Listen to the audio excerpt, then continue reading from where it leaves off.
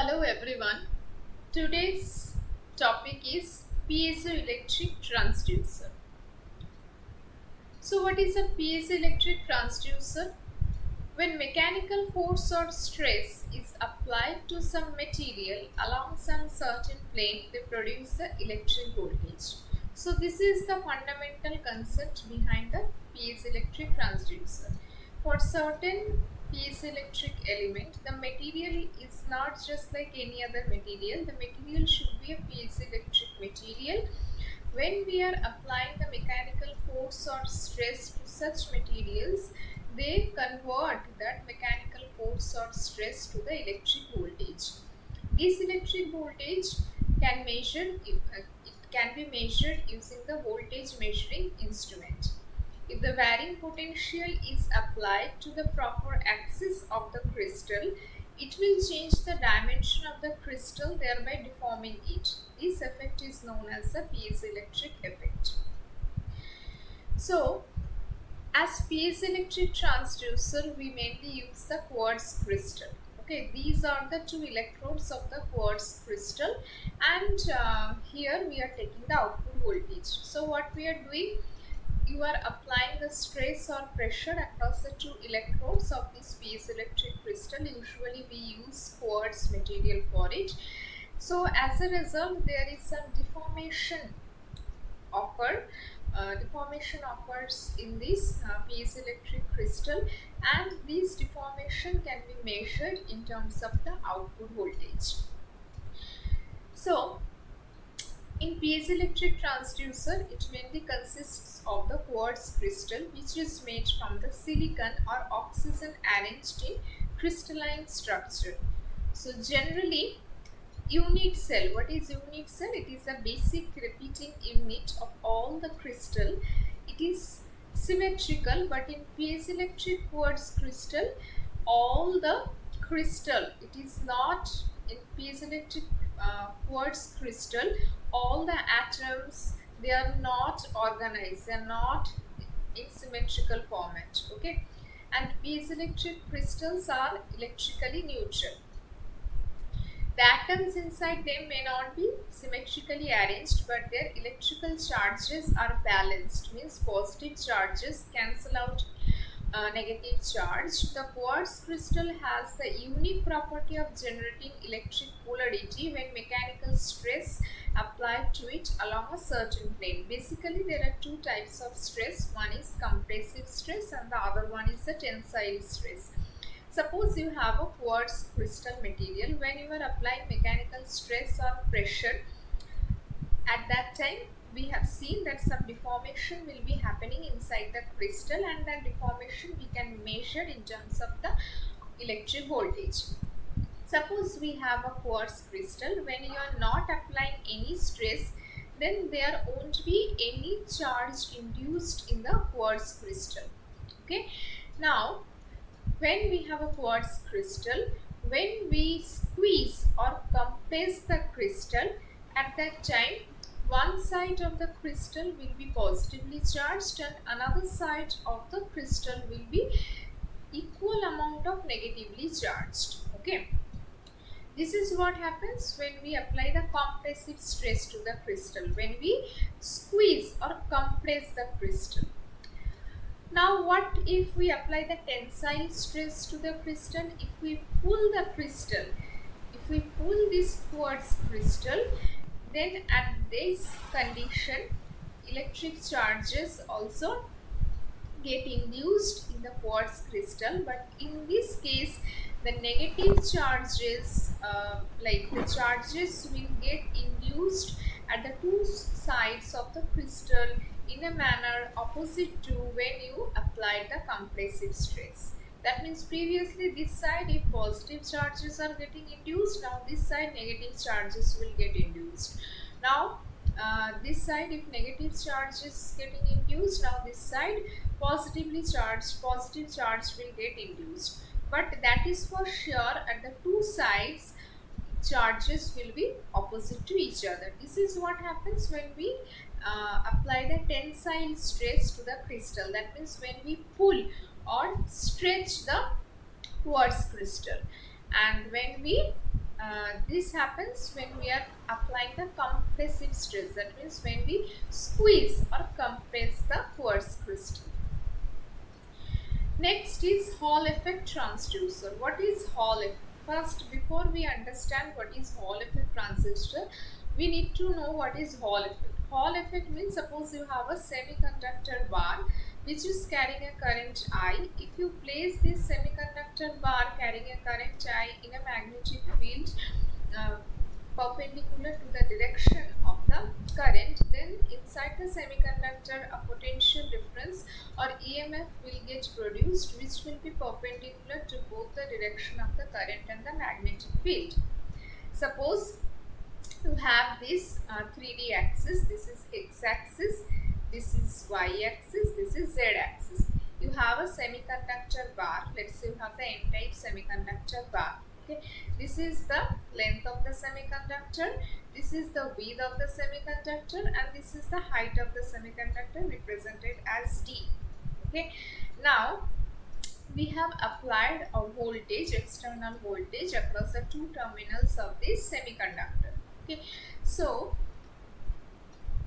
what will happen? Let's say the current due to this, since you have applied the voltage, how the current is flowing through this semiconductor, this in this way, how this current is flowing through the semiconductor, you have applied the battery over here, right?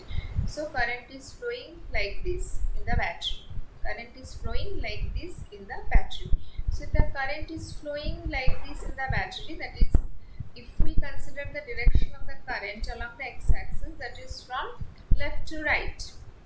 Okay, now how the electrons are flowing in this x-axis in the semiconductor, it will be from right to left, because the current is flowing from left to right, so electrons will be from right to left. Okay, now if we apply a magnetic field along the z direction, then what will happen? This electron, which is in the direction from right to left along the x-axis, it will feel a force. So what will be the direction of the force? We know, as per Fleming's left hand rule, if the forefinger or index finger, middle finger and this thumb, they're kept perpendicular to the each other, then if this forefinger represents the direction of the magnetic field, if this middle finger represents the direction of the current, then this force will represent the direction of the force. Okay, this thumb will represent the direction of the force. Okay, so in this case electron is from right to left. Okay, so electron is from right to left. So in this case, what will be my direction of the force? If the electron direction is from right to left, that means current direction is from left to right. Okay, so in this case, this magnetic force direction will be downward. So this electron will face a force from top to bottom. So here we are considering one electron, but current flowing through the circuit, it is not because of one electron. Many electrons are flowing in the opposite direction to the conventional current. So if all the electrons they are under the effect of this magnetic force, which is from downward direction, then after some time at the bottom surface of the semiconductor will be filled with these electrons. Okay, as a result, at the top surface of the semiconductor we will have the electron deficiency. Okay, now why we have considered the electron movement here? Because we are considering an n-type semiconductor bar in the first place. Okay, so as a result we will have a potential difference created at the between the top surface of the semiconductor and between the bottom surface of the semiconductor. That means an electric field will get generated. Okay, so if you consider only this situation, that means at the top surface we will have the electron deficiency, so we will have the positive charges induced, and at the bottom surface we have the accumulation of the electrons. So magnetic force is acting on the electron in the downward direction, so the electric force will be acting on the electron at the top upward direction. when an electric field is created between these two opposing charges. Now, when this electron will stop, when these electric and magnetic force, they will balance each other. So Fm equals to Fe, where Fm is a magnetic force and Fe is the electric force. So what is the expression of magnetic force? B, Vd. B is the electric field, B is the magnetic field, E is the electron charge, Vd is the drift velocity, because inside the semiconductor, these electrons are under the effect of the electric field and they acquire some random motion. So this motion is expressed by this drift velocity for electrons, and electric force, we know it is E into EH. Okay, so here this electric field is called the Hall electric field, which is represented by EH, and the potential difference that is created between the top and the bottom surface of the semiconductor, which is called the Hall voltage, represented as VH. So by equating these two equations, we are getting a relation as EH equals to VVT. Let it be equation number 1. Okay, so how can we define the Hall potential difference? We know EH will be VH by D. What is my EH? VVD. So equals to VH by D. So from here we can get VH equals to VVD into D. So this is my equation number 2. Now we know drift velocity or any other velocity means distance by time. So distance means the here the length of the semiconductor, which we have considered as L. And what is time? Time we can define it as T. So we know charge density. What is charge density?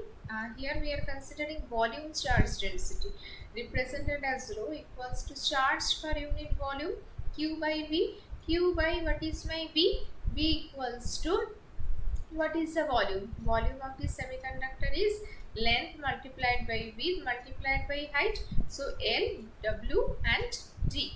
So that is why it is Q by LWD. From here L equals to Q by rho WD. We know current equals to charge by time, or T equals to Q by I.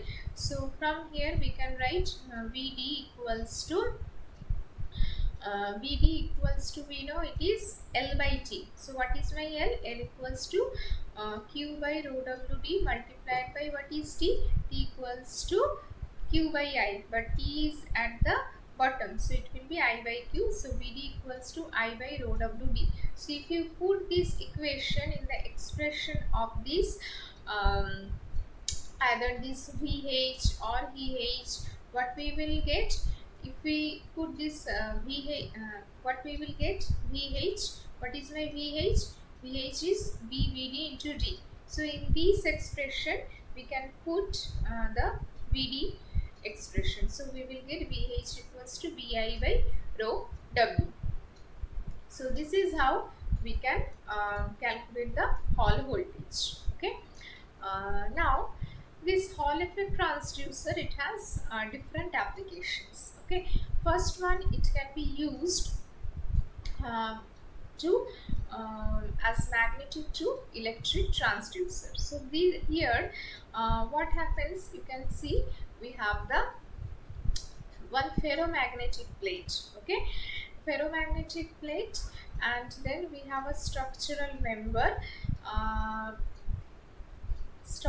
member is there to support this ferromagnetic plate. Okay, then we have this permanent magnet gap, which is used to create some magnetic field around the ferromagnetic plate, and these for example, if there is some displacement when this ferromagnetic plate moves, then the magnetic field around this ferromagnetic plate will change. Okay, so this change in the magnetic field around this ferromagnetic plate will be detected by this Hall effect element or Hall effect transducer. Okay, so after detecting the change in the magnetic field, this Hall effect element will convert it into the electric voltage, and if we can measure the electric voltage, we will come to know how much the plate has moved. Okay, So this is how we can measure the displacement of the ferromagnetic plate. So this is the example of measurement of displacement. Okay. Now first one is a magnetic to electric transducer. The Hall effect element is used for converting the magnetic flux. Magnetic flux is magnetic field per unit area into an electric transducer. The magnetic fields we can measure by placing the semiconductor material in the measured magnetic field, and the voltage that is developed at the end of the semiconductor strips, and this voltage is directly proportional to the magnetic field density. So the Hall effect transducer device, it requires small space and also gives a continuous signal concerning the magnetic field strength. The only disadvantage of this type of transducer that they are highly sensitive to the temperature, and thus calibration requires in each case.